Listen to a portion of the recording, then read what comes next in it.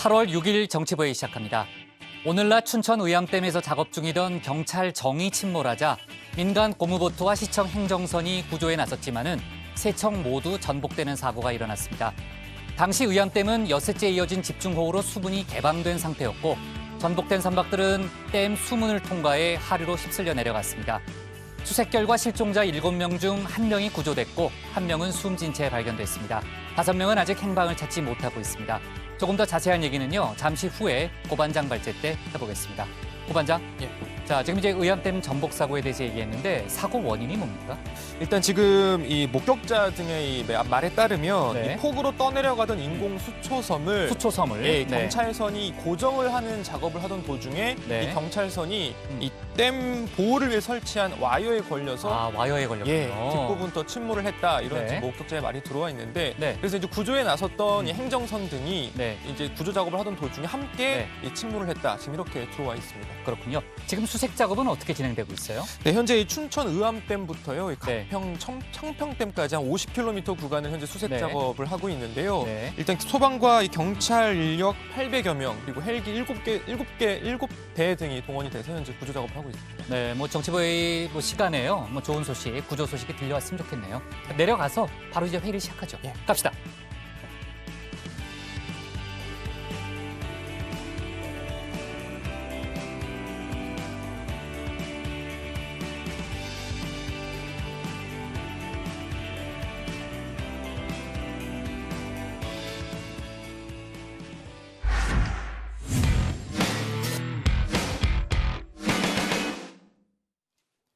중부지방을 중심으로 내리던 집중호우가 전국으로 확대되고 있습니다. 인명피해도 늘고 있는데요. 조금 전 얘기했지만 오늘 낮 강원도 춘천 의암호에서는 선박 3척이 전복되는 사고도 있었습니다.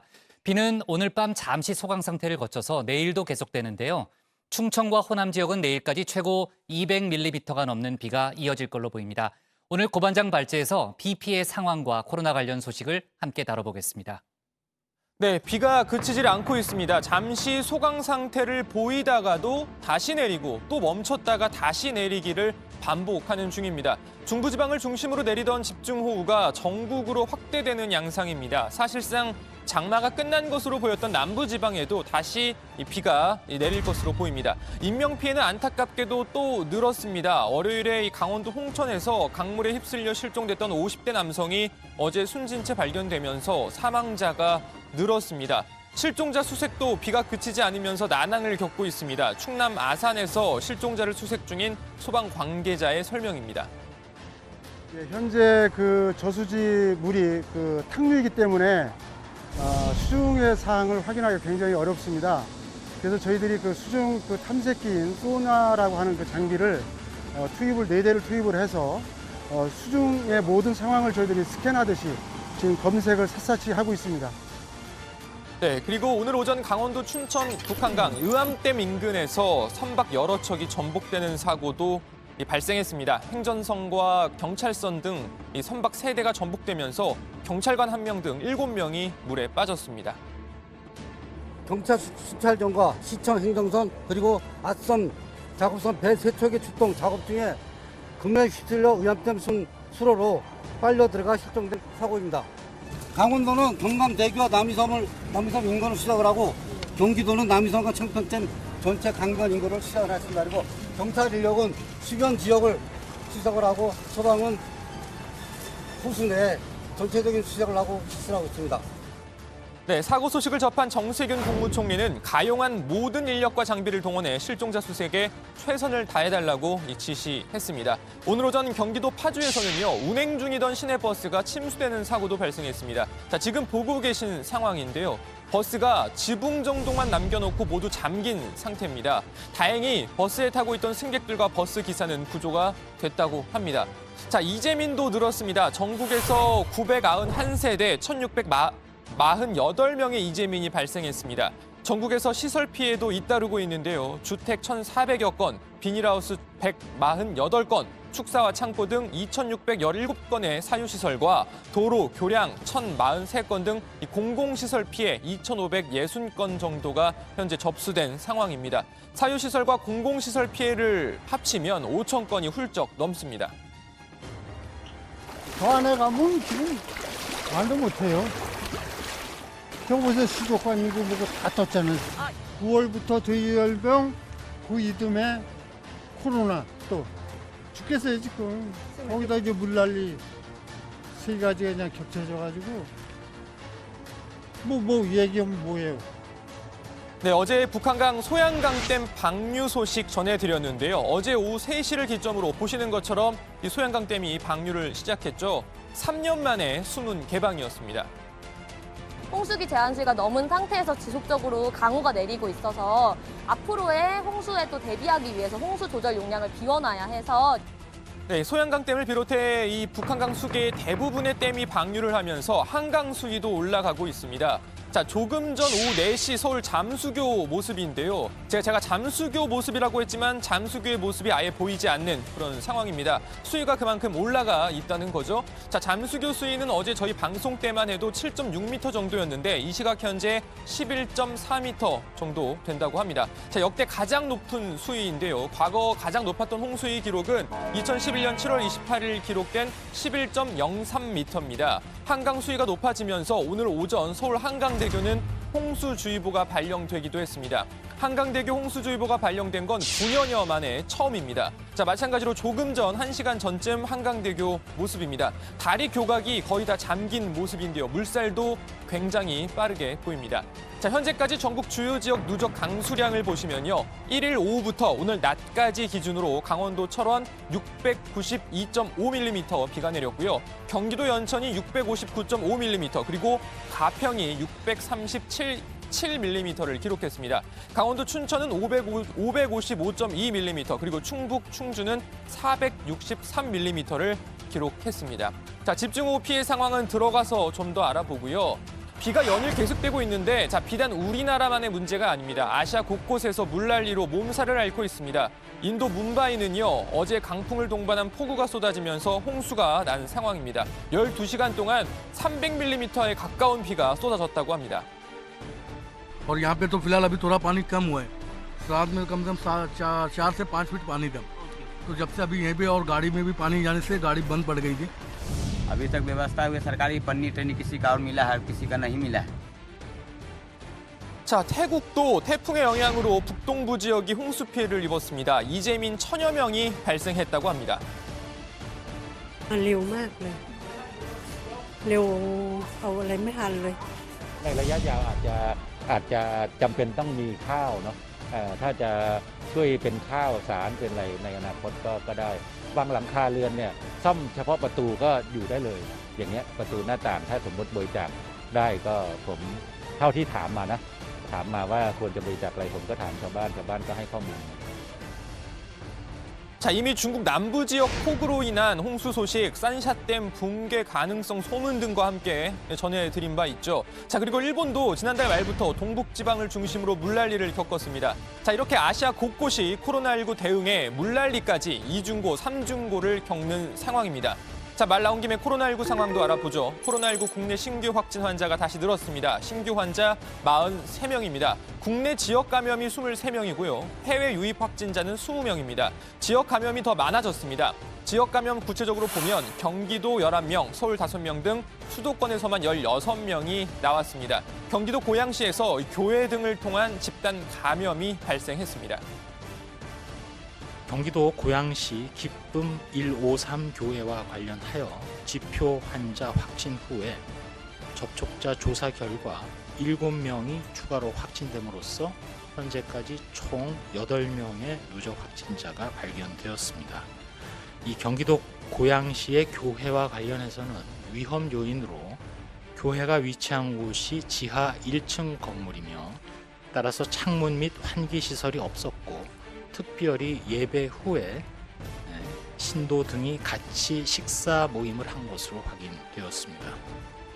네, 그리고 내일 의과대학 정원 확대 방안 등에 반대하는 전국 전공의들의 집단 휴진이 예정돼 있는데요. 중환자실, 분만실, 수술, 투석실, 응급실 등 필수 진료 인력까지 모두 포함한 전면 파업에 나서기로 하면서 우려가 커지고 있습니다. 오늘 박능우 보건복지부 장관이 관련해서 긴급 담화문을 발표하기도 했습니다. 관련 소식은 들어가서 이야기해 보죠. 일단 오늘 발제 이렇게 정리합니다. 춘천 의암댐서 선박 전복, 한강 9년 만에 홍수특보. 네, 정말 이제 비가 그치지 않고 있고요. 역대 가장 긴 장마라는 기록을 세워가고 있습니다. 아까 이제 고반장도 얘기했지만은 한강대교에 9년 만에 홍수주의보가 발령됐고요. 또 잠수교 수위도 역대 최고 기록을 세웠죠. 그나저나 강원도 쪽에도 아까 제가 그 영상을 보니까요. 비가 엄청나게 와가지고 철원 같은 경우에는 비가 한 755mm 정도가 내렸대요. 마을 전체가 거의 잠겨 있더라고요. 네, 그 정도로 피해가 상당히 큰 상황인데, 자, 하나하나 좀 짚어볼 텐데요. 우선 그 춘천 의암댐 사고 얘기부터 해볼게요. 앞서 이제 고반장이랑 제가 2층에서 좀 간단히 얘기해봤지만요.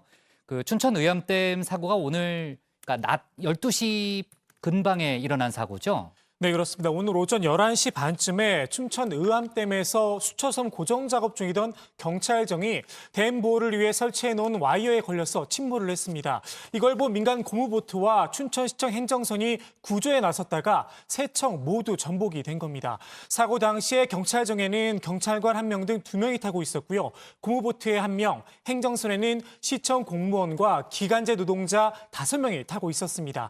이 가운데 경찰정에 타고 있던 1명은 가까스로 탈출을 했고요. 7명이 지금 실종된 상태입니다. 현재 의암댐이 수문을 열고 방류 중이어서 선박들은 모두 하류로 휩쓸려 내려갔습니다. 네, 소방당국이 출동을 해서 바로 구조 수색 작업에 나섰는데요. 실종자 7명 중에 1명은 오늘 낮 12시 58분 의암댐 하류 춘성대교 인근에서 구조돼 병원으로 옮겨졌다고 하고요. 비슷한 시각 가평 남이섬 선착장 인근에서 1명이 숨진 채 발견이 됐다고 합니다. 자, 경찰과 소방당국은 춘천 의암댐부터 북한강을 따라 가평 청평댐까지 약 50km 구간에서 인력 835명과 또 헬기 7대, 구조보트 등 장비 69대를 투입해서 현재 수색 작업을 진행 중입니다. 네, 그리고 정세균 총리가 조금 전에 사고 현장을 직접 찾았습니다. 구조 수색 상황을 보고받고 이 실종자 수색에 최선을 다해줄 것을 당부했습니다. 네, 정말 안타까운 상황이고요. 지금 이제 대대적인 수색 작업이 벌어지고 있으니까 지금 이제 1명이 구조됐다는 거 아니겠습니까? 나머지 5명 실종자를 빨리 좀 찾았으면 하고요. 지금 북한강에 있는 그 댐들 대부분이 방류를 하고 있잖아요. 그러니까 물살도 빠르고 수위도 많이 올라가 있는 그런 상태입니다. 자, 지금 북한강 댐 그 방류 얘기를 했는데 오늘 한강 수위도 많이 올라간 상태죠? 네, 오늘 뭐 낮에 나가보니까 잠깐 그치기도 했다가 또 다시 오다가도 하긴 하던데 네. 북한강의 댐 방류 등으로 한강 수위는 어딜 나가봤다는 거예요? 잠깐 건물 외출을 밖에? 해보니까 건물 밖에? 그러니까 어쨌든 이 북한강의 댐 방류로 인해서 한강 수위는 계속 올라가는 상황입니다. 어제 저희 회의를 진행할 때 잠수교 수위가 7.6m 정도였는데요. 밤새 계속 올라가서 현재는 11m를 훌쩍 넘겼습니다. 한 11.5m 정도라고 하고요. 역대 가장 높은 수위입니다. 과거에 가장 높았던 잠수교 홍수위 기록은 이 2011년 7월 28일 기록된 11.03m입니다. 한강대교 주변은 9년 만에 처음으로 오늘 오전 홍수특보가 발령됐습니다. 한강대교의 홍수주의보 기준이 되는 주의단계 수위가 8.5m인데요. 이미 오후 3시에 8.7m를 넘겼습니다. 현재는 조금 떨어져서 한 8.4m 정도라고 합니다. 지금 서울에서 침수 피해가 예상되는 곳이 어디예요, 최 반장? 네, 대부분 한강에 접해 있는 지역들인데요. 자, 이 한강 수위가 높아지고 또 이 범람에 따른 홍수 피해가 우려되는 곳은 서울 용산구와 성동구, 광진구, 그리고 마포구와 강서구, 영등포구, 동작구나 서초구, 강남, 강동, 송파 등인데요. 말씀드린 것처럼 대부분 한강에 인접해 있는 구라고 볼 수 있습니다. 꽤 많은 지역이 포함되어 있네요. 그렇죠. 네. 그러면은 최 반장, 오늘 퇴근길 교통난이 대단하겠는데요. 오늘 아침에 출근하시는 분들 엄청 네. 시간 오래 걸렸던 분들 많으실 텐데요. 저는 회사 일찍 나와서 잘 내에서도 모르는데. 국장은 또 대중교통 이용해서 오셨는데 그렇죠. 예. 자기 차로 이제 운전해 오신 분들은 상당히 또 오래 시간이 걸렸다고 하더라고요. 지금 서울 지역 비는 잠시 그친 상황이지만 이 한강 수위가 상승됨에 따라 여전히 교통 통제가 곳곳에서 진행이 되고 있어서 퇴근길 교통 정체 있을 걸로 보입니다. 이미 앞서 말씀드린 잠수교는 닷새째 통제가 되고 있고요. 자, 올림픽대로 본선 이 영창 나들목에서 동작대교 방향과 여의도 또 여의상하류 나들목, 그리고 또 내부순환로 성수분기점에서 마장램프 구간, 그리고 동부간선로 월릉교에서 성수분기점까지 통제가 좀 이어지고 있습니다. 퇴근길은 대중교통을 좀 이용하시는 게 좋을 것으로 보입니다. 네, 벌써 이제 막히는 도로가 많다는 그런 보도도 많이 나오고 있네요. 네, 왜요? 아닙니다. 예. 왜 자꾸 누가 사인을 보내요 지금? 자꾸. 아닙니다. 그냥 그래요? 뻐근해가지고. 예. 그래요? 예. 자, 문재인 대통령이 오늘 경기도 수해 현장을 방문했다는데 그건 아니에요? 예, 그건 아직 뭐 몰라요? 예, 그건 아니에요? 예. 아니에요? 예. 좋습니다. 비가 언제까지 지금 내린다는 거예요? 내일도 비 예보가 있습니까? 네, 그렇습니다. 내일 그 충청과 호남, 경북 북부 지역에 많게는 200mm 이상의 비가 내리겠습니다. 서울을 포함한 경기 북부 그리고 강원 북부 지역은 5에서 40mm 정도의 비가 예상이 됩니다. 이번 장맛비는 다음 주까지 계속될 걸로 보이기 때문에 당분간 비 피해 대비를 해주셔야 할 것 같습니다. 좋습니다. 자, 코로나 관련 이야기를 해볼게요. 국내 신규 확진자가 아까 43명이라고 그랬죠? 참 다소 늘었는데 그 국내 지역 감염이 23명 아닙니까? 신 반장? 네. 대부분 지역 감염이죠? 네, 지역 감염이고 수도권 네. 23명이 모두 수도권입니다. 경기에서 11명, 서울에서 5명 등 16명이 나왔습니다. 경기도 고양에서 집단 감염이 발생해서 방역 당국이 긴장하고 있는데요. 어제 확진된 고양시 89번째 환자 A씨의 남편 B씨와 자녀 등 가족 4명이 추가 확진자로 판정됐습니다. 남편 B씨와 교회와 사무실 등에서 접촉한 70대 C씨, 50대 D씨 등도 추가로 확진 판정을 받았습니다. 그리고 서울 역삼동 커피 전문점과 양재동 식당 관련해서도 추가 확진자가 나왔는데요. 자가격리 중이던 이 선행 확진자의 가족 2명이 추가로 판정을 받아서 현재까지 이 커피 전문점 그리고 식당 관련해서 15명이 확진됐습니다. 자, 내일 의대 정원 확대에 반대하는 전공의들이 집단 휴진에 들어간다는 아까 얘기를 이제 고 반장이 했잖아요. 최 반장. 철회하거나 그런 거 아니죠? 휴진 바로 들어간다는 겁니다. 네, 여전히 의사 단체들 파업을 예고한 상황입니다. 당장 내일 전공의들로 구성된 대한전공의협의회가 이 중환자실 그리고 분만실, 수술실, 투석실, 응급실 등 필수 인력까지 모두 포함해서 전면 파업에 나서기로 했고요. 전국의 전공의는 16,000여 명 정도가 됩니다. 대부분 대학병원에서 근무하면서 수술과 진료를 보조하고 또 입원 환자의 상태를 점검하는 업무 등을 담당하고 있는데요. 자, 이들이 한꺼번에 파업을 한다면 의료 현장에서는 크고 작은 혼란이 있을 것으로 보입니다. 네, 정부는 오늘 의료계를 향해서 대화와 협의를 통해 문제를 해결해 나가자 이렇게 거듭 요청을 했습니다. 박능우 보건복지부 장관은 오늘 대국민 담화문을 발표했는데요. 박 장관은 정부는 앞으로 대화와 소통을 통해 의료 현장의 문제들을 해결하고 우리 보건의료 제도를 한층 더 발전시켜 나갈 것을 제안한다면서 의대 정원 확충이 국민과 국가를 위해 불가피한 결정이라는 점을 이해해달라고 말했습니다. 그러면서 코로나19라는 엄중한 상황에서 일부 의료단체 등이 집단 휴진이나 집단 행동을 하면 국민의 안전에 위해가 생길 수 있다고 말했습니다. 네, 자, 의암댐 전복 사고 관련해서는요. 속보가 들어오는 대로 저희가 추가로 얘기를 해보는 걸로 하고요. 오늘 기사 제목은 이렇게 정리하겠습니다. 춘천 의암댐서 선박 전복 한강 9년 만에 홍수특보로 제목을 잡겠습니다. 다음은 신혜원 반장의 발제를 들어보겠습니다.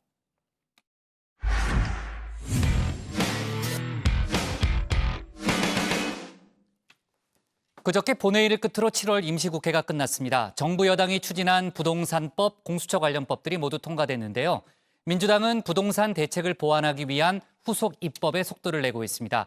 그런가 하면은 청와대 다주택 참모진 중 한 명인 김조원 민정수석이 자신의 송파구 아파트를 시세보다 2억 원 비싸게 내놨다는 보도가 있었죠. 청와대는 8월 말까지 처분을 기다리겠다는 입장을 오늘 추가로 내놨습니다. 신 반장이 관련 내용을 정리해봤습니다. 8월 4일 본회의를 끝으로 7월 임시국회가 막을 내렸습니다. 어렵게 문을 연 만큼 여야 모두 목표 달성을 위해 아주 치열하게 달렸는데요. 오늘은 7월 임시국회 성적표를 분석해 보겠습니다. 자, 먼저 민주당입니다. 거의 완벽한 팀워크를 보여주면서 원하는 만큼 다득점에 성공했습니다. 모든 상임위를 손에 넣은 데다 소위 말하는 쪽수에서도 압도적이었습니다. 특히나 속공 플레이가 돋보였죠.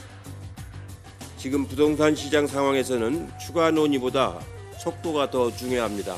7월 국회에서 반드시 통과시켜 일하는 국회의 진면목을 국민께 보여드려야 하겠습니다. 전월세 상환제와 계약갱신 청구권 도입을 골자로 한 주택임대차보호법, 다주택자를 대상으로 한 종부세, 법인세, 재산세 인상 법안, 공수처 출범을 위한 후속 3법까지 아주 동시다발적으로 밀어붙였습니다. 여당 단독 의결이 가능한 상황이라 일단 표결만 붙이면 거칠 것이 없었죠. 토론하고 그렇게 표결 강행할 거 아닙니까 지금? 내가 언제 표결 강행한다고 했습니까? 안 할 겁니까 그럼? 안 한다고 이야기한 적도 없습니다. 그러니까요. 토론부터 하셔야죠. 성대 학생 부동산에 이름이 등장했던 유도종 의원님 이러려고 주중에 섰습니다. 지금 당신은 어디에 가 계신 거예요? 네. 그래서 여기가 민주당 맞습니까? 이러려고 법사위원장 가져가신 거 아닙니까? 먼저 의사일정 제9항 주택임대차 보호법 일부 개정 법률안 대안을 의결하도록 하겠습니다. 이의 있으십니까? 가결되었음을 선포합니다. 임대차 3법, 부동산세 3법, 공수처 후속 3법 등 모두 상임위를 거쳐서 본회의까지 일사천리로 통과됐습니다. 하지만 이해찬 대표는 I'm still hungry, 여전히 배가 고픈 모양입니다. 공수처 출범 지연을 용인할 생각이 전혀 없습니다. 통합당은 늦어도 8월 국회 시작까지 추천위원을 선임하여 법적 책임을 다하시기 바랍니다. 그렇지 않으면 다른 대책을 세울 것을 분명하게 말씀을 드립니다. 거대 여당의 독주에 제동을 걸 야당은 없었습니다. 제대로 된 대치가 이루어지질 못했죠. 통합당은 반대 토론과 집단 퇴장을 반복하며 맞섰지만 결과만 놓고 본다면 통합당이 낸 스코어는 0점입니다.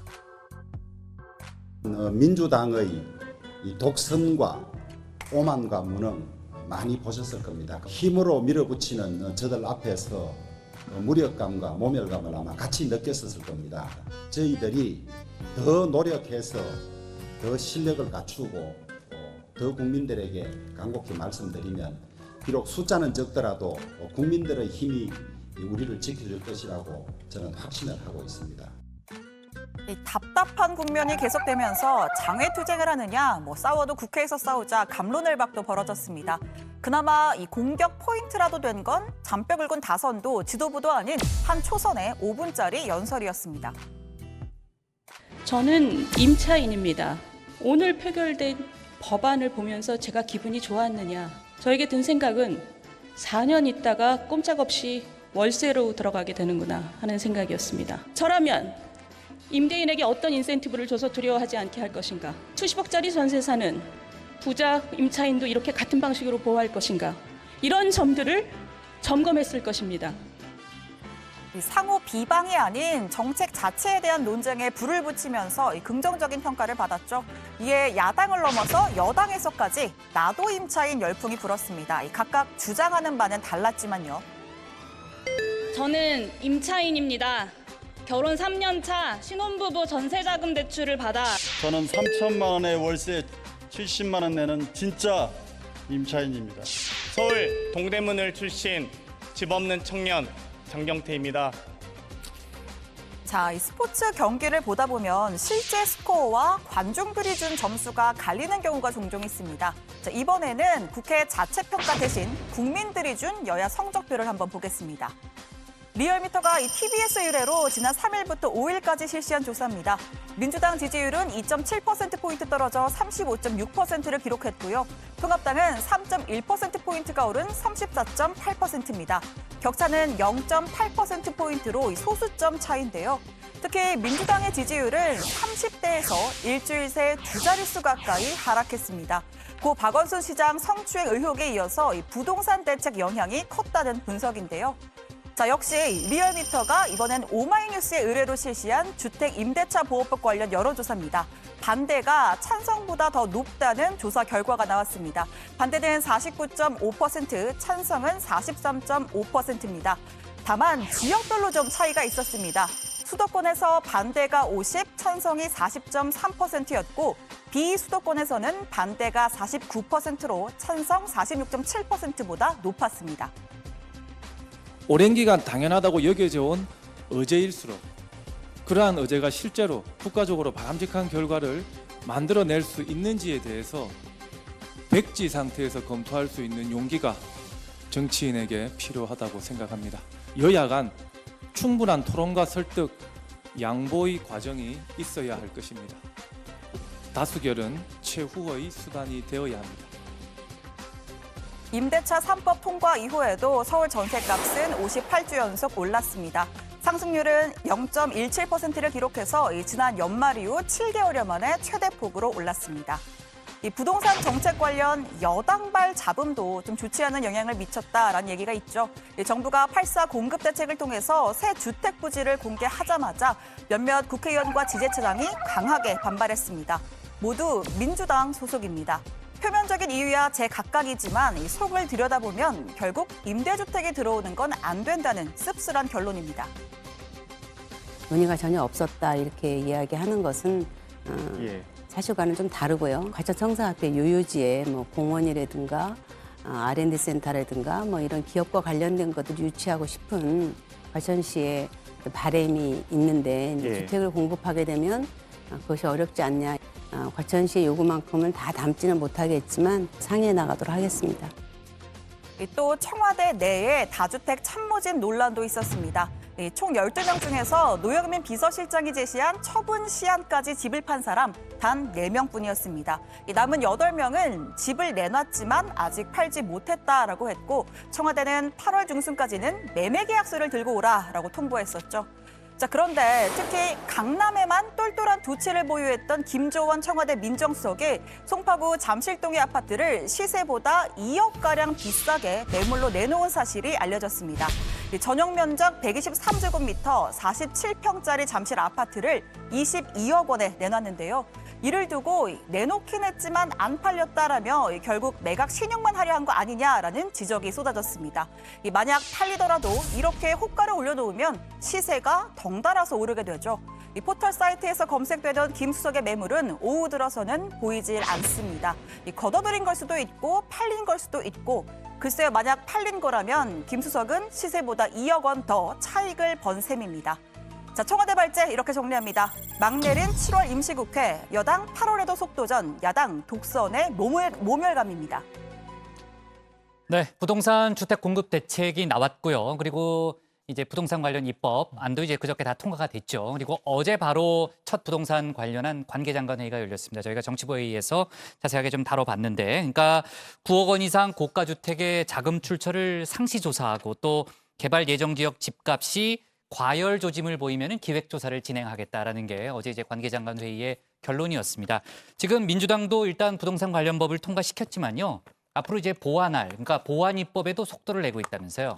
네, 그렇습니다. 민주당은 공급 대책의 가장 큰 비중을 차지하는 공공참여형 고밀도 재건축 사업에 박차를 가하겠다면서 이에 필요한 도시 및 주거환경 정비법 등 후속 입법도 조속히 추진하겠다고 밝혔습니다. 조정식 정책위 의장 말 직접 들어오시죠. 서울시 등 지방자치단체와의 긴밀한 협조를 바탕으로 새롭게 도입된 공공참여형 고밀도 재건축 사업의 정착에 박차를 가하도록 하겠습니다.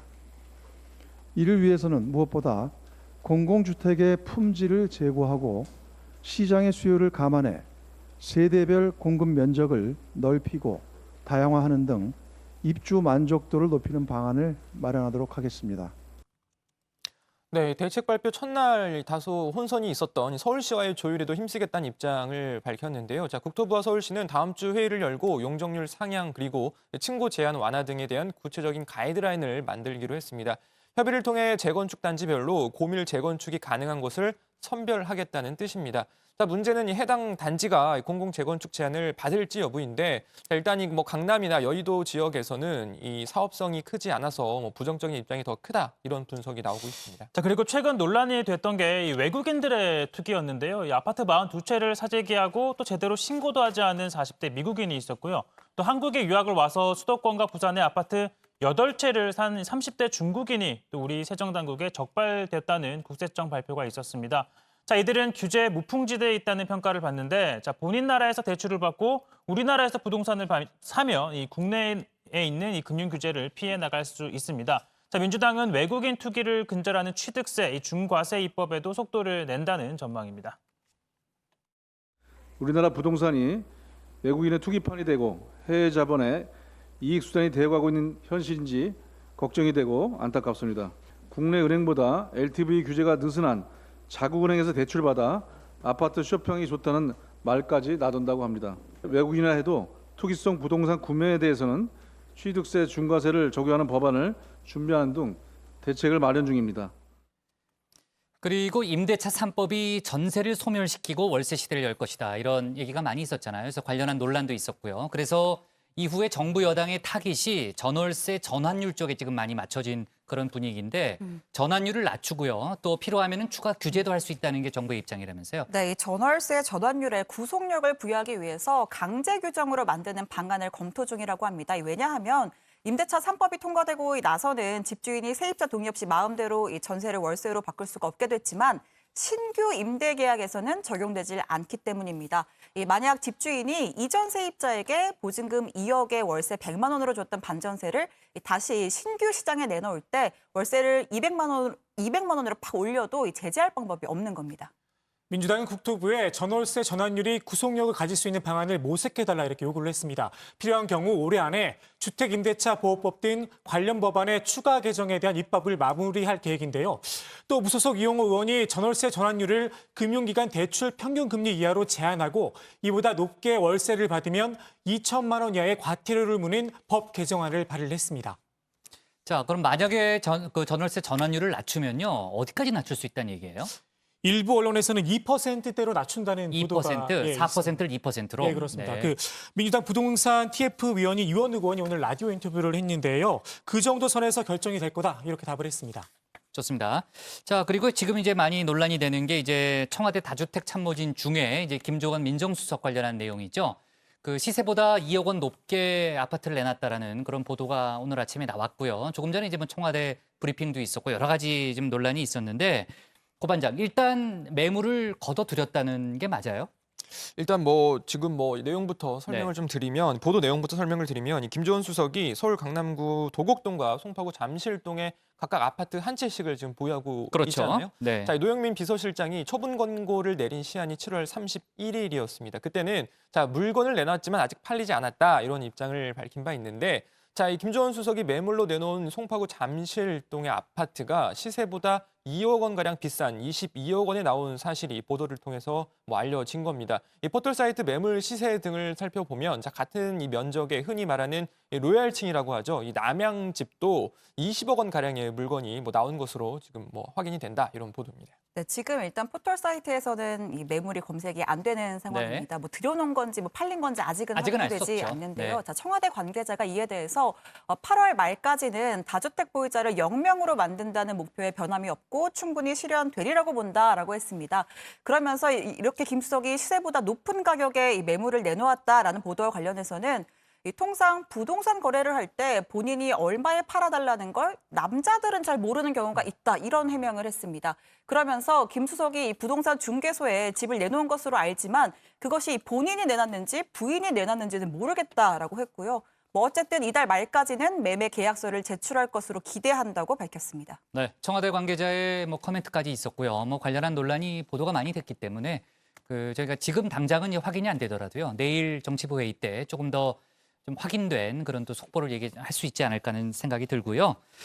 자, 그리고 이제 부동산 정책을 만드는 고위공직자 10명 중에 서너 명이 다주택자다. 이런 결과가 나왔다고요. 네, 이 경실련이요. 기자회견을 열고 이 부동산 정책을 수립하는 국토부와 기재부 그리고 금융위, 한국은행 등에 근무하는 이 고위공직자 107명의 주택 현황을 분석했습니다. 자, 이 중 다주택자는 39명, 그러니까 36%로 나타났는데요. 자, 그리고 3주택 이상 보유자는 7명, 그리고 고위공직자 107명의 평균 이 부동산 자산은 12억 원입니다. 그러니까 국민 평균의 4배에 달하는 거고요. 또 상위 10명은 부동산 재산으로 평균 33억 원을 신고했고, 자, 이 중 7명이 전현직 국토부 기재부 출신으로 분석이 됐습니다. 네, 그리고 이 강남 4구에 집을 가진 이들도 이 고위공직자 107명 중에서 39명으로 조사됐습니다. 39명이 모두 42채를 보유했다고 하는데요. 부처별로 좀 보면 국토부에서 10명, 기재부에서 11명, 금융위 관련이 16명, 공정위에서도 2명 등 이 부처별로 골고루 포진해 있습니다. 국민들과 동떨어진 부동산 정책을 23번씩이나 발표해도 잡지 못하는 이런 배경 또한 이와 무관하지 않겠다 이렇게 생각하고 있습니다. 그래서 가급적이면 이런 정책 라인에서 배제시켜 주시라 이렇게 요구하고 싶습니다. 네, 아까 이제 7월 임시국회를 정리했죠. 지금 민주당은 이제 8월 국회 얘기를 하면서 이제 공수처 관련 법을 이제 좀 드라이브를 걸겠다는 그런 지금 이제 분위기고요. 자, 7월 임시국회를 정리하는 김에 저희가 어제 이 얘기는 안 했는데 오늘까지 화제가 되고 있는 사안이죠. 정의당 류호정 의원이 본회의장에 입은 의상을 놓고서요. 아직까지도 정치권에서 많이 논란과 화제가 동시에 되고 있죠. 네, 그렇습니다. 지난 4일 국회 본회의 때인데요. 그 의원이 패턴이 있는 붉은색 원피스를 입고 나타나 눈길을 끌었습니다. 하도 이슈가 돼서 브랜드와 가격까지 공개가 됐는데 8만 원대 국내 브랜드고요. 지금은 완판 매진 상태라고 합니다. 아무튼 이 원피스를 두고 온라인상에서 국회 복장 관행을 깨고 탈권위를 보여줬다는 긍정 여론과 때와 장소에 맞지 않는 의상이라는 부정 여론이 갈리고 있습니다. 문제는 일부 커뮤니티에서 꽃배만이냐 성희롱성 비난까지 쏟아지고 있는 겁니다. 네, 이에 정의당은 논평을 내고요. 소위 정치인다운 복장과 외모를 강요함과 동시에 여성을 성적 대상화하는 행태에 불과한 말들이 이어지고 있다라고 하면서 류 의원을 향한 비난이 성차별적인 편견을 담고 있다는 점에서 강력히 유감을 표한다라고 밝혔습니다. 자, 심상정 의원은 오늘 원피스가 입고 싶어지는 아침이다라고 하면서 국회의원들이 저마다 개성 있는 모습으로 의정 활동을 잘할 수 있도록 응원해달라라고 하면서 사진 한 장을 함께 올렸는데요. 자, 지난해 10월 유럽연합 의회 이 사진이었는데 지금 사진이 혹시 준비가 안 됐나요? 고반장만 나오네요. 저만 계속 나오네요. 네, 제 복장은 아니고요. 네. 자, 아무튼 심상정 의원이 올린 사진 속 의원들은 이 정장으로 통일된 복장이 아닌 다양한 색깔과 디자인의 옷을 입은 모습을 담고 있습니다. 자, 한편 통합당은요, 이 류 의원을 향한 성희롱성 발언이 민주당 당원들이 모인 커뮤니티에서도 벌어졌다 라면서 이 박원순 시장 조문을 거부한 류 의원이 미운털이 박힌 것이다라고 주장을 합니다. 자, 페이스북 페이지 더불어민주당 100만 당원 모임에는 이런 글이 올라왔는데요. 본회의장에 술값을 받으러 왔냐, 혹은 누가 국회에 도우미를 불렀냐는 등의 인신공격성에 해당하는 글이 올라왔습니다. 물론 옷까지 뭐라고 하진 말자, 비판할 것이라면 의정활동, 공적 활동을 이야기하라는 등의 반박의 글도 있습니다. 유호정 의원께서 박원순 전 시장 조문과 관련해서 민주당 당원들 마음에 들지 않는다고 아마 의상을 문제 삼은 걸로 그렇게 알고 있습니다만은 대단히 잘못된 일이고 또 더구나 거기에 성희롱성 발언이 있다면 더더구나 비난받거나 처벌받아야 할 일이라고 생각합니다. 정작 류 의원 본인은요, 자신의 복장이 이렇게 논란이 될 줄은 전혀 몰랐다는 그런 입장이죠. 네, 어제 양반장이 양반장이 누구예요? 원보가 중계에서 원보가 중계. 네. 류호정 의원은 직접 인터뷰를 했는데요. 봤어요, 어제. 맞아요. 네, 직접 한번 들어보시죠. 청바지도 입고 반바지도 입고 물론 정장도 입었었습니다. 그렇기 때문에 원피스가 논란이 될 줄은 저도 예상하지 못했었고요. 출근할 때 입을 수 있는 옷이라면 국회에도 입고 갈 수 있어야 한다고 생각하고 있습니다. 일하는 여성 노동자들, 청년 노동자들이라면 누구나 겪고 있는 일이라고 생각합니다. 자기 검열을 해야 하는 건 그 여성 노동자분들이 아니라 성희롱 발언을 한 그분들이 바로 자기 검열을 해야 한다고 생각합니다. 네, 류 의원이 이 본회의가 있기 전날에 한 청년 행사에 참석을 했는데 그때 그 분홍색 원피스를 입고 참석을 했다고 합니다. 이 당시 함께 참석을 했던 의원들이 이 복장으로 내일 본회의도 참석하자 이런 약속을 했다고 하는데요.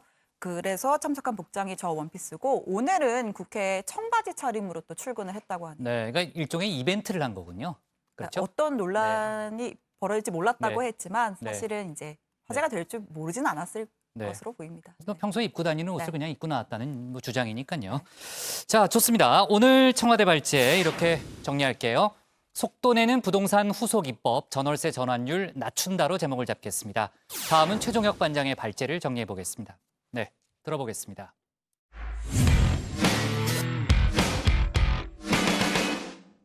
네, 발제를 들어보지도 않았는데 정리해 보겠다고 제가 얘기를 했죠. 법무가 오늘 오후에 검찰 인사위원회를 열고 검사장급 이상 고위 간부 인사에 대한 논의에 돌입했습니다. 인사위가 조금 전 끝났다는 그런 속보가 들어왔는데요. 아마도 인사 발표는 오늘 늦게나 아니면은 내일 발표될 가능성이 높아 보입니다.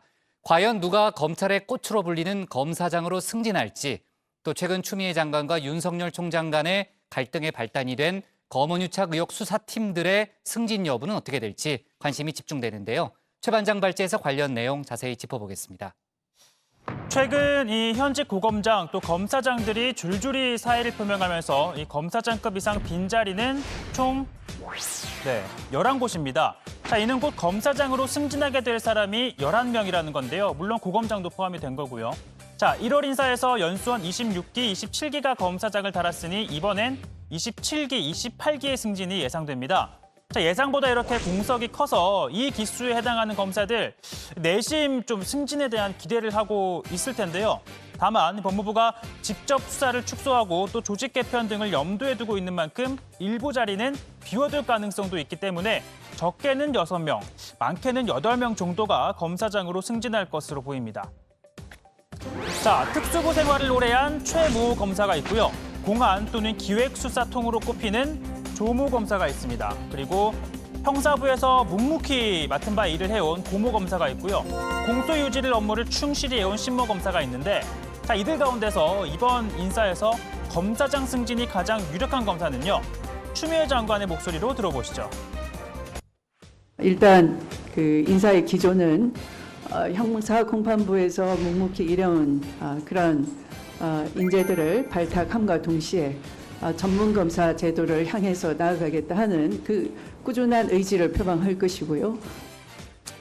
네, 그러니까 1월 인사 때와 마찬가지로 그동안 검찰 내에서는 소위 주류로 꼽혔던 특수공안검사들의 그늘에 가려 있었지만 오히려 또 국민들의 생활과는 더욱 밀접한 형사, 공판부 검사들에 대한 우대를 하겠다라는 겁니다. 자, 또 다른 관전 포인트는요. 여성 검사장이 또 나올 것이냐인데요. 자, 탄생한다면 지금은 검찰을 떠난 조희진 전 동부지검장, 이영주 전 법무연수원 기획부장, 자, 그리고 현재 근무하고 있죠. 이 노정현 전주지검장에 이은 역대 4번째 이름을 올리게 됩니다. 현재로서는 박소영 서울고검 공판부장과 고경순 서울 서부지검 차장이 후보군에 올라 있습니다. 자, 그리고 또 한 가지 지역 안배도 고려할 것으로 보이는데요. 지난 1월 인사를 두고 이런 주장이 나온 바 있습니다. 검찰의 가장 중요한 자리 픽4라고 할 수 있는 중앙지검장과 법무부 검찰국장 그리고 대검의 반부패부장과 공공수사부장을 모두 호남 출신 검찰 인사로 채웠습니다. 자, 지금까지 짚어본 기수, 또 전문 분야, 그리고 성별, 지역은 통상 인사 때 고려하게 되는 요소들인데요. 자, 이와는 별개로 주목해야 할 몇 가지 대목이 있습니다. 자, 먼저 추미애 장관이 수사 지휘권을 발동하면서 윤석열 총장과 갈등을 빚은 점을 고려하면 이 대검 내에서 윤 총장을 지지하는 간부들의 인사 여부입니다. 이미 1월 인사에서 측근 대부분이 지방으로 발령난 데 이어 남은 일부 간부들마저 자리에서 이동을 한다면 윤 총장 사실상 대검 내에서 섬처럼 고립이 될 겁니다. 자, 또 다른 관심은요. 추미애 장관이 수사 지휘권을 통해 힘을 실어줬던 서울중앙지검 지휘부의 승진 여부인데요. 자, 이성윤 지검장은 고검장, 이정현 1차장은 검사장, 그리고 정진웅 부장검사는 일단은 차장 승진 대상입니다. 자, 지난 1월 인사와 관련해 정권과 관련된 수사를 한 검사들은 내치고 또 측근들은 승진을 시켰다라는 게 통합당의 주장이었습니다. 물론 추미애 장관은 그건 전혀 사실과 다르다라고 반박한 바 있습니다. 울산시장 선거 이 청와대 공작 사건이 수사검사, 기소검사 공중분해시키고 좌천시켰어요. 이것도 그때는 틀리고 지금은 맞다는 겁니까? 저는 전제 사실이 틀렸습니다. 저는 해당 사건의 수사팀을 그대로 유지하는 인사를 한 바 있습니다. 사실 확인을 제대로 해주시기 바랍니다. 좌천시켰잖아요. 지휘부만 인사 이동이 있었고요. 이래서 이 정권이 뻔뻔하다고 하는 거예요. 좀 듣고 있으세요. 듣고 계시라고. 자, 그리고 가장 큰 관심은요. 이 관행적으로 해왔던 장관과 총장 간의 인사 협의입니다. 자, 지난 1월 인사 땐 이러한 과정이 없었죠. 추 장관은 오히려 이 검찰총장이 4명을 거역했고 또 제3의 장소에서 만나자고 하는 등의 무리한 요구를 했다라고 지적했습니다. 자, 그럼에도 야당은 강하게 반발했죠. 이렇게 말입니다. 인사를 싹쓸이하고 있습니다. 완장을 차더니 이제 눈에 뵈는 게 없습니다. 윤석열 총장이 수사 중인 몇몇 부서만 남겨달라라고 요청했는데 묵살했다고 합니다. 그리고 윤석열 총장한테 거역한다? 자신이 조선시대 왕입니까? 신하가 왕한테 거역한다라고 얘기하는 거 아닙니까? 자, 그런데 이번에는요. 총장의 의견을 듣는 절차를 진행했습니다. 물론 두 사람이 직접 만난 건 아니고요. 법무부 실문진을 대검에 보내 검사장 승진에 대한 총장의 의견을 물었고 윤석열 총장도 몇몇 후보를 추천한 것으로 전해집니다. 그러니까 인사를 앞두고 형식적인 절차는 갖춰진 셈인데요. 다만 검사장들의 보직, 그러니까 어느 자리에 누구를 앉힐지에 대한 구체적인 협의는 없었던 것으로 알려졌습니다. 결국 이 최종적인 인사에 대한 윤 총장의 의견이 얼마나 반영됐는지 등에 따라 이번 절차에 대한 평가를 포함해 또 추후 장관과 총장 간의 갈등의 재현 여부가 좌우될 것으로 보입니다. 다만 여권에서는 연일 이 윤석열 총장의 거취를 압박하고 있는데요. 윤 총장이 독재, 또 전체주의라는 표현을 쓴 것을 두고 앞서 서른 최고위원인 물러나야 한다라고 한 데 이어 이번엔 김두관 의원인데요. 검찰총장 해임안을 제출해야 한다라고 밝혔습니다. 윤 총장이 독재, 전체주의라고 한 게 사실상 문재인 대통령을 겨냥한 것이다라고 해석을 한 거죠. 헌정질서 유린이자 이 주권자인 국민에 대한 도전이라며 결코 묵과해서는 안 된다라고 주장했습니다. 오늘 발제 이렇게 정리합니다. 이르면 오늘 검사장 승진 인사, 추미애 이번엔 윤석열 의견 물어입니다. 검사장급 이상 고위 간부들의 인사를 논의하는 검찰 인사위원회가요. 오늘 오후 3시부터 시작을 했죠. 진행이 되다가 제가 이제 좀 물어보니까요. 한 조금 전에 정확한 시간은 알 수 없는데 조금 전에 인사위원회 자체는 끝났답니다. 그러니까 한 2시간 반 정도 걸려서 인사위원회가 끝났고요. 마지막에 이제 최 반장이 얘기했지만은 이번에는 또 이제 추미애 법무장관이 윤석열 총장의 의견을 들었다는 거 아니겠습니까? 그러니까 어떤 최종적인 인사안을 저희가 봐야 정확하게 평가할 수 있겠지만요. 어쨌든 큰 좀 논란거리는 좀 없지 않았을까라는 그런 생각도 드네요. 자, 그러면은 조 반장, 인사 발표는 언제 나오는 거예요? 검사 인사는 보안을 요한다는 점에서 통상 인사위가 끝난 직후에 곧바로 공개가 되는데요. 당일에요, 보통. 그런데 이번엔 시간이 좀 걸릴 수 있다는 이야기가 나옵니다. 이르면 오늘 늦게나 내일 오전에 인사 발표가 있을 걸로 보입니다. 그동안 법무부 장관은 검찰처법에 따라서 관례적으로 검찰총장과 인사협의회 진행을 했는데 아시다시피 지난 1월 인사 때 이 절차를 거치지 않아서 논란이 빚어진 바가 있습니다. 그러나 이번엔 실무진을 통해서 검사장 승진 인사에 대한 총장의 의견을 들은 것으로 전해집니다. 조남관 법무부 검찰국장은 윤석열 총장에게 인사 관련해 의견을 들은 것은 사실이라면서 법무부 검찰과장이 대검에 가고 대검 정책기획과장이 법무부에 와서 의견을 들었다 이렇게 말을 했습니다. 인사 실무자들끼리 왔다 갔다 했군요. 네. 이렇게 의견을 들었지만 이제 네. 인사에 반영될지는 이제 내일 또 결과를 봐야 알 수 있는 거죠. 네, 아무래도 이 추 장관이 그동안 형사, 공판부 출신을 우대하겠다라고 공언했다는 점을 고려하면 윤 총장은 사실상 특수통 검사들과 가까운 만큼 이들이 요직을 맡는 건 좀 어렵지 않겠냐라는 관측이 나옵니다. 검찰 인사위원회는 큰 틀에서 인사 원칙과 기준을 의결하는데요. 검사 3명과 판사 2명, 변호사 2명, 법학교수 2명, 또 법률가가 아닌 2명 등 총 11명으로 구성됩니다. 이창재 검찰 인사위원회 위원장은 이 채널A 수사가 영향을 미치냐라는 취재진의 질문에 대해 공정한 인사가 이루어지도록 잘 권고하겠다라고 밝혔습니다. 자, 채널A 얘기가 나왔으니까요. 어제 저희가 이제 속보로 다뤘지만요. 이른바 검언유착 의혹 수사와 관련해서 그동안 계속해서 수사를 해왔던 서울중앙지검 수사팀이 이동재 전 기자는 기소했지만 한동훈 검사장에 대해서는 공모 혐의를 어제 적용하지는 않았죠. 이제 한 검사장이 수사에 협조하지 않아서 수사가 잘 진행되지 않고 있다. 이렇게 설명을 하면서 추후 수사를 계속 진행하겠다라는 게 이제 수사팀의 입장인데 지금 한동훈 검사장 쪽에서는 검언유착이라는 건 원래 존재하지 않는다. 그러니까 앞으로는 권언유착을 수사해야 한다. 이런 주장을 하고 있다면서요. 네, 검찰은 어제 지금 말씀하신 대로 전 채널A 기자 등을 이 재판에 넘기면서 그동안 검언유착 의혹의 핵심이라고 했던 한동훈 검사장과의 공모관계는 공소사실에서 뺐습니다. 이 한동훈 검사장이 수사에 비협조적이라 추가 수사를 통해 공모관계를 규명하겠다라고 밝혔는데요. 자, 이에 이 한 검사장 측은 그동안 중앙지검이 진행하지 않은 MBC와 소위 제보자 X 그리고 정치인과의 공모 의혹이 불거진 소위 권언유착에 대해 수사해달라 이렇게 요구를 했습니다. 자, 이를 두고 민주당 박주민 의원은 한 검사장이 수사에 협조하지 않아 제대로 증거를 수집할 수 없었던 것이라면서 마치 무죄를 선고받은 것인 양 목소리를 높이고 있다라고 비판을 했습니다. 그러면서 수사에 적극 협조하길 바란다라고 말했습니다. 지금 한동훈 검사장이 주장하고 있는 권언유착, 발음이 좀 비슷해가지고요. 발음을 정확하게 해야 되는데 권언유착 의혹과 관련해서는요. 변호사 한 명이 소셜미디어에 올린 글이 또 논란이 됐죠. 네, 이 민변 출신의 권경애 변호사인데요. 앞서 조국 전 장관이나 울산시장 선거개입 의혹 사건 등 이 현 정부와 관련된 사건에 대해 다소 비판적인 발언을 내놨던 인물입니다. 자, 어제 이 소셜미디어에 잠깐 글을 올렸다가 내린 글이 몇몇 언론을 통해 보도가 되면서 논란이 되고 있는 건데요.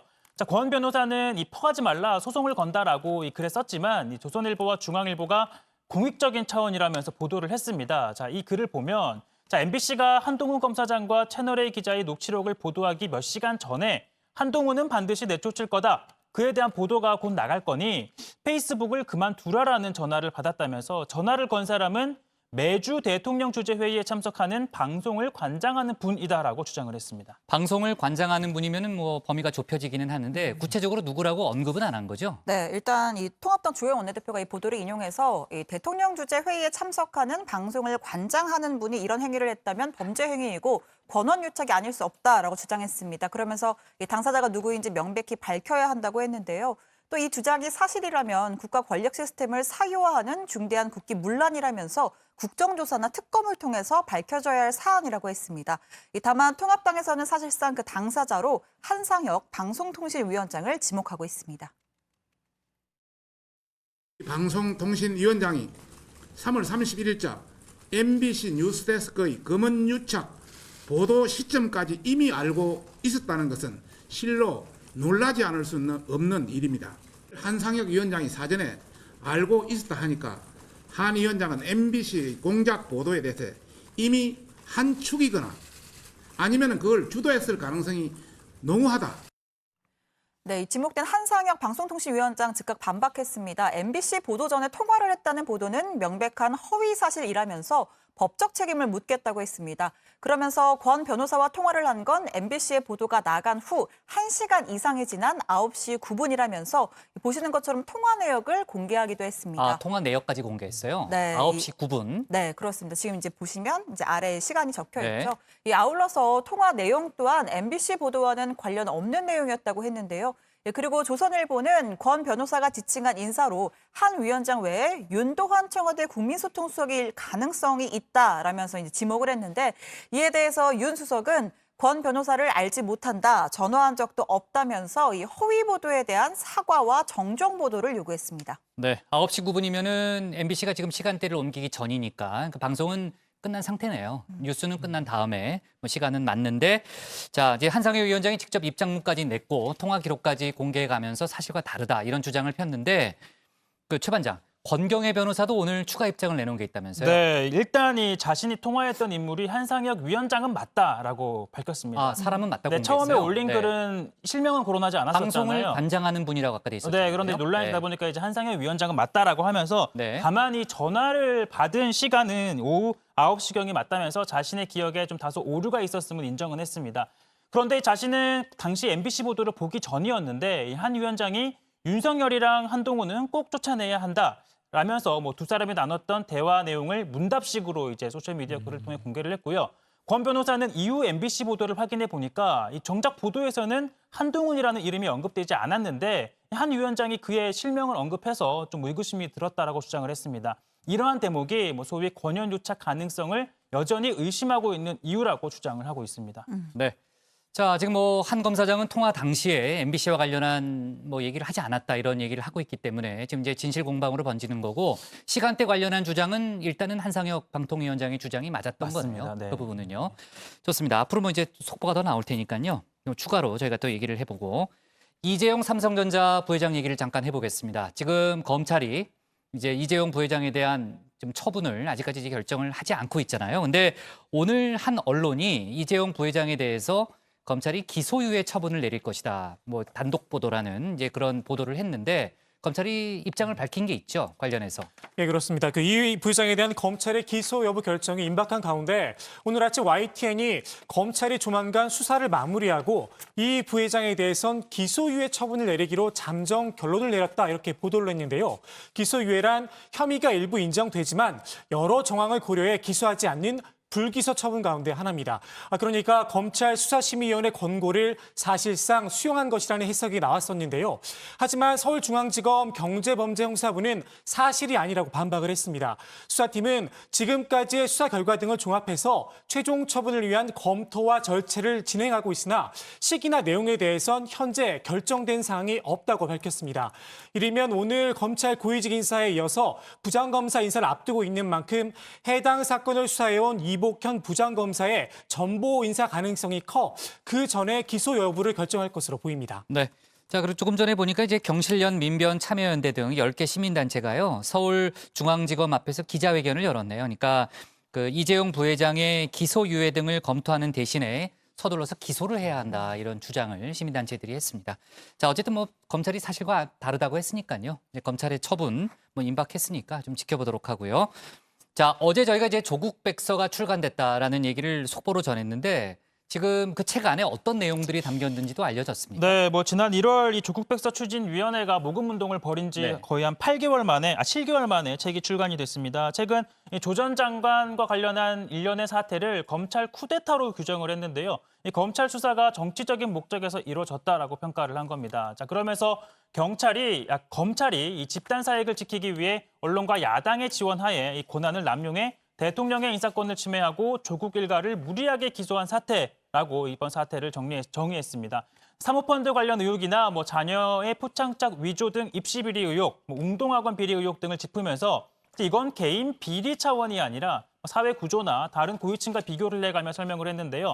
자, 예를 들어 보면 조 전 장관의 딸이 고등학생 때 이 논문 1저자가 된 건 학부모와 학생 개개인의 도덕성 문제가 아니라 특목고를 매개로 맺어진 연출이 문제의 핵심이다라고 주장을 한 겁니다. 그러니까 불평등한 상황이 벌어진 건 조 전 장관이 아니라 한국 사회의 계층 구조와 입시 제도가 만든 것이라고 설명을 하고 있는 한국 사회의 구조적인 문제다, 그런 지적이군요. 네, 이 조국 전 장관도요, 해당 책을 직접 받았다라고 소셜 미디어를 통해 소식을 전했는데요. 조국 전 장관은 백서 추진위원회의 수고에 감사하다라고 하면서 서초동 촛불을 생각하며 지금부터 읽겠다라고 밝혔습니다. 그러면서 자신은 백서 제작 과정에 전혀 관여하지 않았다라는 점을 강조했습니다. 일단 백서는 후원에 참여한 사람들에게 먼저 배송이 되고요. 서점에서는 11일부터 이제 구입할 수 있다는 게 이제 출판사 쪽의 설명인데, 어제 제가 고 반장한테 한번 구해보라고 그랬는데 구했어요? 국장.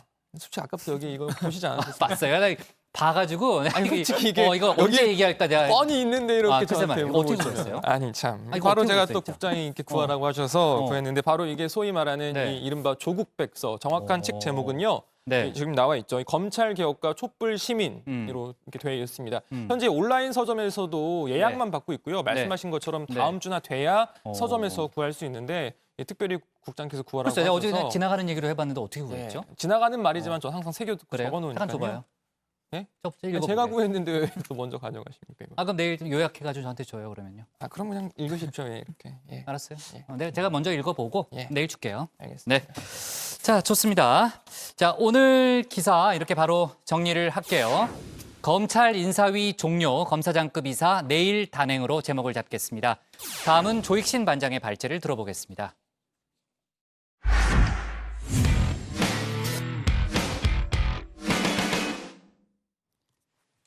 북한의 술과 우리의 설탕을 맞바꾸는 물물교환 사업을 민간 차원에서 추진 중입니다. 이에 대해서 통일부는 긍정적으로 사업 승인을 검토하고 있다고 오늘 밝혔습니다. 남북이 교역 형식으로 물자를 거래하는 건 2010년 5.24 대북제재 조치 이후 10년 만에 처음이죠. 관련 내용을 조익신 반장이 자세히 정리해봤습니다.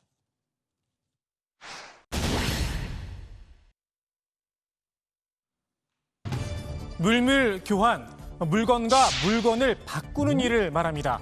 주로 화폐가 발달하기 전에 사용했던 방법인데 아마 어렸을 때 다들 한 번쯤 읽어보셨을 겁니다. 잭과 콩나무 이야기가 대표적입니다. 동화에선 잭이 젖소와 콩을 맞바꿉니다. 뒤에 마법콩이란 게 밝혀지긴 했지만 동화 속 엄마의 반응은 이랬습니다. 잭을 한심하게 바라보며 콩을 창밖으로 휙 던져버립니다. 남과 북이 이 물물교환 계약을 맺었습니다. 북한의 교환 품목은 고려 인삼 술입니다. 고려 인삼, 두말하면 잔소리입니다. 1500년을 이어온 대표적인 특산품입니다. 이걸 술로 담갔더라 애주가들은 기대가 좀 클 듯합니다. 여기에 유경소주, 들쭉술 등 북한이 자랑하는 다른 술들도 포함이 됐습니다. 금액으로 환산하면 1억 5천만 원어치라고 합니다. 그럼 우리나라는 뭘 주느냐? 바로 설탕입니다. 코로나19 사태로 국경이 막히면서 북한에는 설탕과 조미료 등 생필품이 부족한 형편이라고 합니다. 그런데 1억 5천만 원어치 얼마 되지도 않는 금액인데 왜 물물 교환을 하느냐? 의아해하실 분도 계실 겁니다. 여기엔 유엔 제재 문제가 걸려 있습니다. 유엔 안전보장이사회는 지난 2013년 대량의 현금이 북한으로 들어가는 걸 금지했습니다.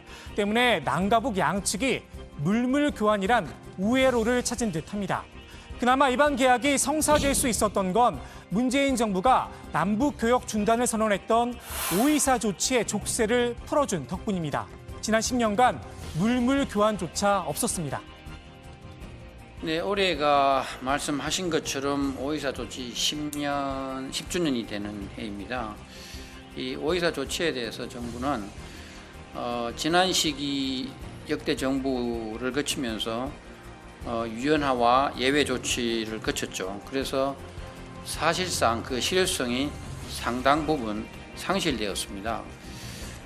이에 따라 정부는 이 5.24 조치가 남북 간 교류 협력을 추진하는 데 있어서 더 이상 장애가 되지 않는다고 보고 있습니다.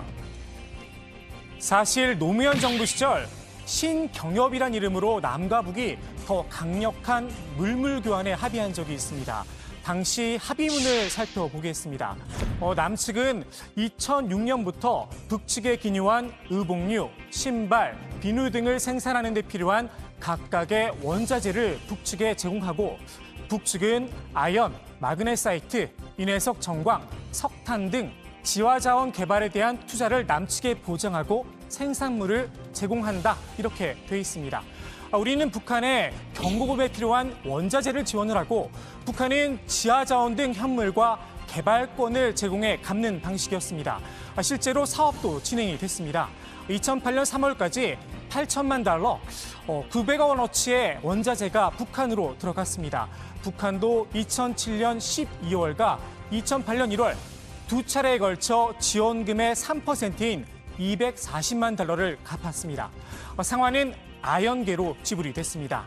쌀, 비료 등을 포함해서 남한의 지원에 대해서 북한이 상환을 한 첫 사례였습니다. 그런데 이 사업이 이명박, 박근혜 정부를 거치며 자취를 감췄습니다. 상당한 세금이 들어갔는데도 말입니다. 장관 후보자 시절부터 남북 사이에 물물 교환 구상을 밝혔던 이인영 통일부 장관. 금강산과 백두산의 물, 그리고 대동강의 술, 이런 것과 우리의 쌀, 약품 이런 것들을 물건 대 물건, 현물 대 현물로 서로 교역해보는. 당시 야당에선 획기적인 남북 교육 정책이 이거냐 평가절하기도 했습니다. 저는 그렇게 기대가 되지 않습니다. 물론 당연히 본인이 이제 장관이 되면은 획기적인 이제 남북 교류 정책을 내놓겠다고 하시면서 물물 교환 이야기도 하신 거 보면서 본인이 이야기하는 획기적인 대안이라는 게 이 정도인가. 이 장관의 머릿속엔 생각보다 더 큰 그림이 그려지고 있는지도 모르겠습니다. 노무현 정부 시절 남북 신경협처럼 말입니다. 북한과 물물 교환 물꼬를 튄 고려 인삼술, 이 장관의 마법 콩나무가 될 수 있을까요?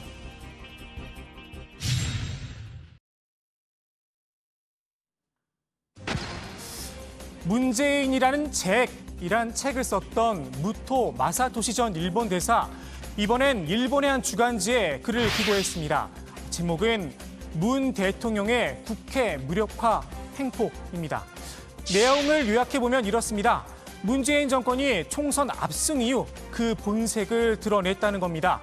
야당과의 대화는커녕 필요한 절차조차 무시하고 있다며 고무 스탬프 국회가 됐다. 나를 세웠습니다. 민주당이 아니라 독재당이라는 독설도 쏟아냈습니다. 사실 여부를 떠나 이 이야기를 듣자마자 떠오른 영화 대사가 있습니다. 배우 이영애 씨가 시원하게 내뱉었던 명대사, 너나 잘하세요, 이 말입니다. 일본이 대한민국 민주주의를 논한다라 요즘 말로 어이상실입니다. 공산당을 빼고 세계에서 가장 유명한 일당 독재 정당, 일본 자민당 아닌가요? 무려 54년 동안 일당 독재를 이어오다 지난 2009년 잠시 민주당의 정권을 내주긴 했습니다만 3년 만에 다시 정권을 되찾은 뒤 자민당 천합니다. 이게 부러웠는지 몰라도 미래통합당의 전신이죠. 자유한국당이 지난 2018년 관련 간담회까지 열었습니다. 당시 간담회 제목, 일본 자민당의 정권 복귀와 아베 총리 중심의 자민당 우위체제 구축이었습니다. 자민당 독재는 아베 신조 총리의 독재이기도 합니다. 지난 2017년 자민당 총재 규정까지 바꿔 3연임이 가능하도록 했습니다. 그리고 총재직을 연장했습니다. 내년 9월까지 임기인데 또다시 4연임을 노리고 있습니다. 다만 이번엔 반대론이 높아 쉽지만은 않을 듯합니다. 한쪽에선 포스트 아베도 거론되기 시작했는데요. 누굴까요? 역시나 자민당 소속입니다.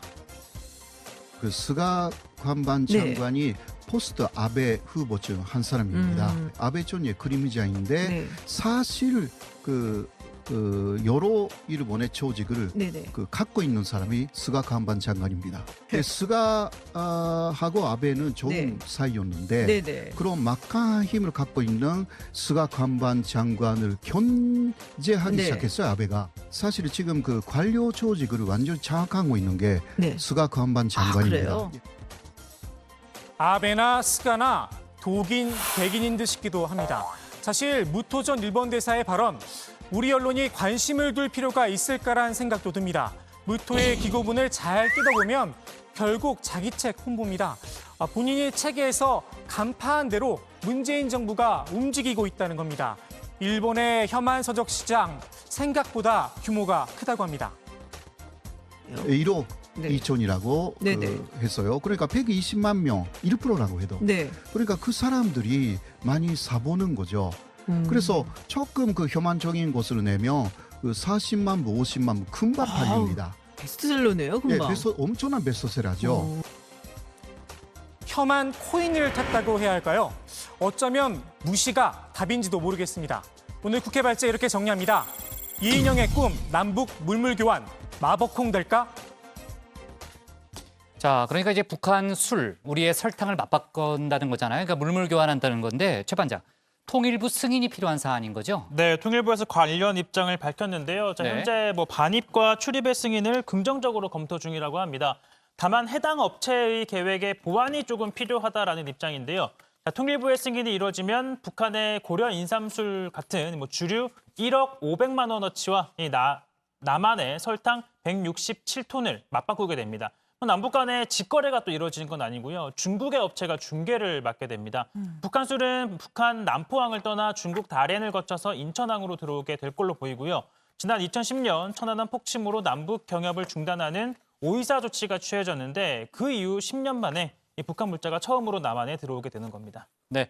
자, 그렇고요. 지금 민간 차원이긴 하지만 남북 교류에 물꼬가 트이는 그런 모양새인데 정부가 국제기구를 통한 대북 인도 지원에도 나서기로 했다면서요? 네, 그렇습니다. 오늘 정부가 남북교류협력 추진협의회를 열었는데요. 남북협력기금을 활용을 해서 세계식량계획 WFP의 북한 영유아와 여성 지원 사업을 지원하기로 의결을 했습니다. 지원 규모는 1천만 달러, 우리 돈 119억 원입니다. 이번 지원은 WFP의 요청으로 이루어졌는데요. 당초 지난 6월 의결이 추진됐다가 북한의 남북연락사무소 폭파 등 남북관계가 경색이 좀 되면서 보류가 됐었습니다. 이번 의결은 이인영 통일부 장관 취임 이후 첫 대북 인도 지원 결정인데요.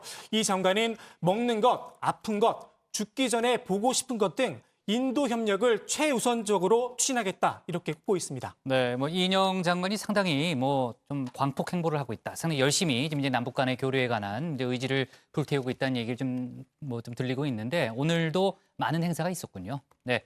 자, 정부가 남북관계 개선에 속도를 좀 붙이려는 그런 분위기인데 민주당도 남북관계법 개정을 추진하고 있다면서요? 네, 민주당 소속의 송영길 국회 외교통일위원장이 발의한 이 개정안인데요. 접경 지역에서 대북 전단을 살포하거나 북한을 향해 확성기 등을 사용해 심각한 위험을 발생시킬 경우에 3년 이하 징역 또는 3천만 원 이하 벌금에 처하는 내용이 담겨 있습니다. 자, 이에 대해서 한 언론이 통일부가 개정안의 내용을 전부 수용하겠다는 입장을 국회에 밝혔다 이렇게 보도를 하기도 했는데 관련해서 통일부는 개정안의 취지에 공감한다는 답변을 보냈다면서 전부 수용이라고 나간 적은 없다라고 부인했습니다. 자, 북한 얘기 나왔으니까 이것도 잠깐 좀 언급을 해볼게요. 김정은 국무위원장이 노동당 정무국 회의를 주재하는 모습을 처음 공개했다면서요? 네, 지난 5일에 김정은 위원장 주재로 열린 당 중앙위 정무국 회의 모습과 내용을 공개했습니다. 어제군요, 어제 5일이면 그죠? 네, 정무국 회의가 언론에 공개된 건 이번이 처음인데요. 김 위원장 집권 이후에 국정 운영과 정책 결정 절차를 중시하고 있다는 모습을 보여주기 위한 것으로 풀이됩니다. 정무국은 지난 2016년 노동당 7차 대회에서 신설이 됐는데 당 중앙위 부서를 담당하는 부위원장들을 중심으로 구성됐습니다. 조선중앙통신은 이번 회의에서 김 위원장이 코로나19 사태로 봉쇄된 개성의 식량을 특별 지원하기로 했다고 전했습니다. 네. 자, 북한이 지난달 24일 월북한 탈북민의 코로나 감염이 의심된다면서 개성시를 완전 봉쇄했었죠. 조금 전에 이제 신반장이 얘기했던 바로 그 내용입니다. 개성에 관한 그 내용이고요. 자, 어제 제가 끝나기 전에 속보로 전했던 내용인데 생방송 중인 KBS 라디오 스튜디오의 외벽을 곡괭이로 창문을 부신 40대가 있었잖아요. 어제 제가 그 사건은 간단히 얘기했었는데 오늘 구속영장이 신청됐다면서요. 그렇습니다. 경찰은 어제 KBS에서 난동을 부린 A씨에 대해서 특수 재물 손괴 혐의로 구속영장을 신청을 했습니다. A씨는 경찰 조사에서 휴대전화가 25년째 도청당하고 있는데 다들 말을 들어주지 않아서 홧김에 그랬다고 진술을 했다는데요. 그 현장에서 체포됐을 당시 A씨는 범행에 사용된 곡괭이 외에도 가스총과 작은 곡괭이 2개를 더 소지하고 있었다고 합니다. 국장, 근데 혹시 이 소식을 들으면서 떠오르는 게 어제도 떠올랐어요. 그거 얘기하는 거죠? 도청 사건. 예, 그렇습니다. 네 귀에 그 도청 그래서 유명한 사건이죠. MBC 그 보도 다른 반장들 4개 캔디밖에 모를 것 같아서 좀 된 몰라요? 이야기라. 그 사건 몰라요? 알죠, 당연히. 알고 있죠? 당연히 알고 있죠. 알고 있죠, 신 반장도. 웃고 있는 신 반장. 알고 있죠. 심각한 사건이어서 웃으면 안 되는데. 저는 실제로 그 뉴스를 보고 있었어요, 당시에. 그 장면을 리얼로 생방송으로 바로 보고 있었어요. 그래서 걸어 나온 것도 봤고 앵커가 당황하는 모습도 봤어요. 앵커가 이제 뒤를 이렇게 돌아보면서 상당히 무슨 일인가. 근데 어떻게 쏙 들어오더라고요, 그냥요. 저희 회의 중에도 사실 양원보 전 반장이 패러디를 한 적이 있었잖아요. 기억 안 나세요? 기억나요. 네. 기억나요. 그런 분들이 위험인물은 저도 아니고. 패러디를 한 적이 있는데요. 내 귀에 캔디. 그만합시다. 언제까지 얘기해야 돼요? 그만하시죠, 원래 네. 이제. 네. 자, 좋습니다. 자, 그리고요, 고 반장. 지금 이제 인기 유튜버들이요, 그 일종의 뒷광고를 받은 게 뒤늦게 밝혀져서 지금 논란이 되고 있다면서요.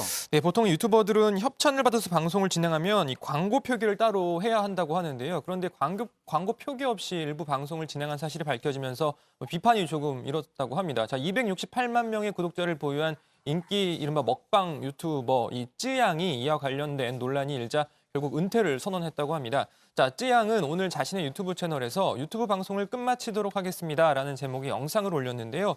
방송을 시작한 지 얼마 안 됐던 시기에 몇 개의 영상에 광고 표기를 하지 않았다면서 이는 명백하게 잘못된 바고 이에 대해 사과드린다라고 밝혔습니다. 자, 그러면서 최근 촬영한 10개 영상을 올린 후에는 활동을 하지 않겠다라고 말을 했습니다. 자, 이 밖에도 인기 유튜버인 문복희, 양팡 등이 이 광고 표기 누락에 대해서 사과를 하기도 했습니다. 네, 최근 이제 논란이 많이 되고 있죠. 공정거래위원회도 다음 달부터인가 이번 달부터인가 상당히 엄격하게 관련한 내용을 보고 있다 그런 얘기를 들었고요. 그러니까 먹방을 하면서 특정 업체의 제품을 먹었는데 알고 봤더니 그게 일종의 협찬이었다 그런 얘기군요.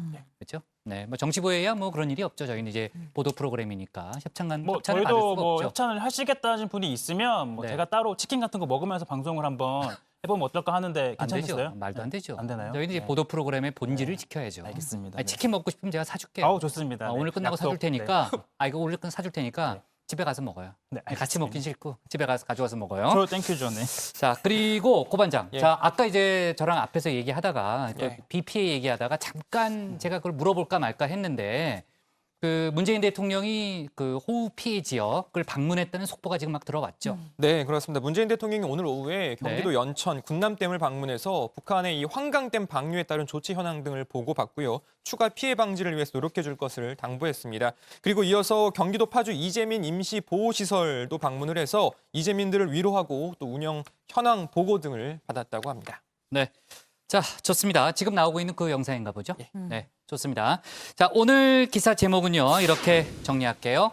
이인영의 꿈 남북 물물 교환 마법 콩 될까로 제목을 잡겠습니다.